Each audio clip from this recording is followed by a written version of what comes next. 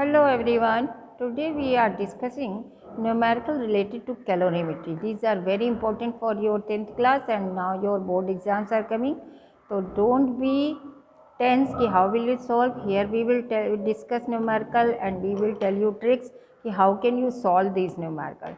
So let us start first numerical. So first numerical is in this way: a solid metal of 150 gram melts at its melting point at 800 degrees Celsius by providing heat at the rate of 100 watt. Power is given. The time taken for it completely melt at the same temperature is 4 minutes. What is the specific latent heat of fusion of your metal? अब just try to understand, mass is given, temperature is given. At this temperature state is changing, temperature is not changing, state is changing, melting form is coming. It means the solid is converting into liquid. So Q is equal to M into L will come, keep in your mind. And one more formula that here you will use, because the power is given, so power is equal to energy upon time. So it means energy is equal to what will come, power into time. तो ये energy जो है, ये energy इसकी जो है इसको melt करने के काम में ला रही है. और हीट एनर्जी का हमको पता है कि फार्मूला क्या होता है कि Q is equal to M C delta T one temperature is changing. M into L, ये जब हम लेंगे जब कोई भी चेंज नहीं हो रहा है टेम्परेचर में. In this question, at the same temperature is written, it means temperature is not changing, state is changing. So we will use this formula M into L. Q is equal to, Q is a form of energy, so energy we can write power into time also. So we can write power into time is equal to M into L. So in this way, latent heat जो हमें निकालना है, that will become power into time into upon M. अब जरा ध्यान से देखिए, power कितना दिया हुआ है हमको, 100 वाट दिया हुआ है, ठीक है. T is given in 4 minute और हमारा पावर जो है 100 वाट या जूल पर सेकेंड है. तो इसलिए हम यहाँ पे टाइम किस में करेंगे, सेकेंड में करेंगे. तो 4 इंटू 60, ओके. और मास इज़ गिवन अवर 150 ग्राम. अब जहाँ पे जूल यूज़ हो रहा है तो ऐसा यूनिट में चेंज करेंगे, तो 150 इंटू जो है आपका आ जाएगा 150 ग्राम है ना, तो 1000 की पावर -1 और 10 की पावर -3 हम यहाँ लिखते तो ज़्यादा बेटर होगा. ये हमारा सारा का सारा कन्वर्ट हो गया, आ गया आपका किस में, SI यूनिट में, जो है कि जूल आ गया और ये हो गया. और अगर आप इस 1000 को नहीं लिखना चाहते हो, 10 टू द पावर -3 से रखना चाहते हो, तो आपको पता है कि लेटेंट हीट की क्या होती है. लेटेंट हीट का जो यूनिट होती है वो होती है जूल अपॉन केजी. ओके. तो यहाँ पे अगर हम मास को नहीं चेंज कर रहे हैं तो यहाँ पे हो जाएगी जूल अपॉन ग्राम. ओके. तो यहाँ पे अगर आप चेंज कर देते हो तो ठीक है, और नहीं चेंज करते हो तो यहाँ पे जूल पर ग्राम आएगी. अब जरा देखिए, 1 0 ये कट गया, 15 और ये हो गया आपका, ये 1 0 कट गया तो 4 और 10 मिलके 60 हो गया. ओके. तो ये मिलके कट गया, 15 4 जा 60. अब 15 4 जा 60 और ये 4 4 जा 16. तो यहाँ पे ये जो है आपका कितना आएगा, ये इस केस में आएगा 160 जो है आपका जूल पर आपका क्या हो गया, ग्राम हो गया.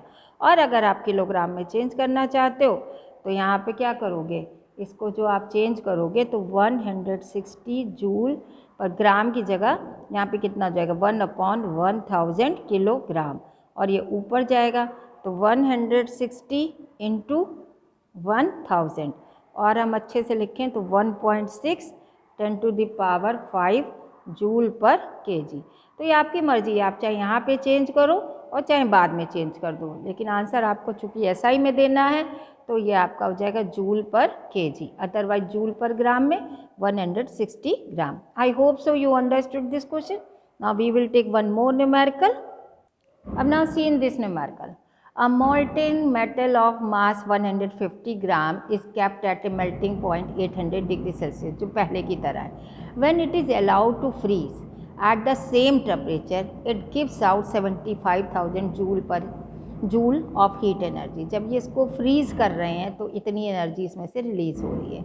अब they were asking what is the specific latent heat of fusion. Freeze कर रहे हैं तो टेम्परेचर चेंज नहीं हो रहा है। जब टेम्परेचर चेंज हमारा हो ही नहीं रहा है तो इस समय क्या होगा, कौन सा फार्मूला लगेगा, Q is equal to M into L. तो L इससे कितना हो जाएगा, Q अपॉन M।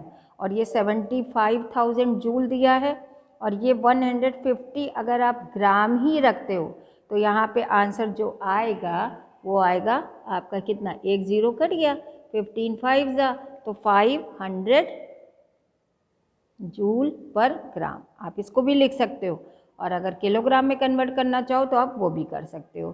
तो first part answer is 500 joule per gram. अब second part is given if the specific heat capacity of the metal is 200 joule per KG per kelvin, तो कितनी उसको एडिशनल एनर्जी देनी पड़ेगी मेटल को cooling करने के लिए -50 डिग्री सेल्सियस पे। -50 डिग्री सेल्सियस लाना है। अब टेम्परेचर चेंज हो रहा है, अब मेल्टिंग मॉल्टन था, फ्रीज़ कर रहे थे, सॉलिड में लेके आ रहे थे, फ्रीज़ कर रहे थे, तब तो आप 800 डिग्री सेल्सियस लिए हुए थे। लेकिन जब हम इसको और ठंडा किया, टेम्परेचर उसका और कूल डाउन किया, तो टेम्परेचर जब कूल डाउन किया तो इसका टेम्परेचर -50 डिग्री सेल्सियस लेके आए। ओके, तो 850 जो ये था यहाँ पे, इसमें 800 था, -50 डिग्री और हो गया। तो अब इसको कितनी हीट प्रोवाइड करनी पड़ेगी ये आपको बताना पड़ेगा। इसको बताने के लिए आपको क्या करना पड़ेगा, यहाँ पे आप फार्मूला यूज़ करोगे Q is equal to MC delta T।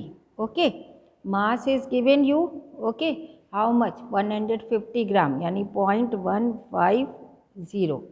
ठीक, specific heat that is given, yes also given 2000 joule. अब बेटा आप क्वेश्चन कर सकते हो कि यहाँ पे हमने जो है पहले वाले पार्ट में निकालने पे जूल पर ग्राम में तो नहीं किया और यहाँ क्यों किया।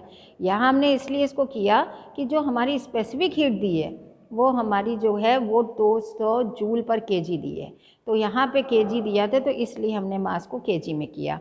ओके, अब टेम्परेचर डिफरेंस पहले 800 डिग्री था, -50 हो गया, तो कितना हो गया 800 -50। तो इस तरीके से ये हो जाएगा हमारा 0.15 इंटू 200 इंटू 850। ओके, ये तो इससे गया। ठीक, और ये जो है आपका आया 15 थूजा 30 इंटू 850। ठीक है, और इसको ज़रा करेंगे तो डबल ज़ीरो हम कर दें, डबल ज़ीरो करने के बाद 3 5 जा 15 और 3 8 जा 24 और दिस, सो ये एनर्जी हो जाएगी आपकी 25,500 joule. So this is the answer of this part of question 2. I hope so you understood. यहाँ कीवर्ड ये याद रखना है कि टेम्परेचर चेंज हो तो Q is equal to MC delta T लगाएंगे, और टेम्परेचर चेंज नहीं हो रहा है तो Q is equal to M into L लगाएंगे। तो thank you for watching my video. अगर आपको अच्छा लगा हो तो कमेंट करके बताइए, और आप किस टॉपिक पे न्यूमेरिकल चाहते हैं ये हमको ज़रूर शेयर करिए। Thank you everyone.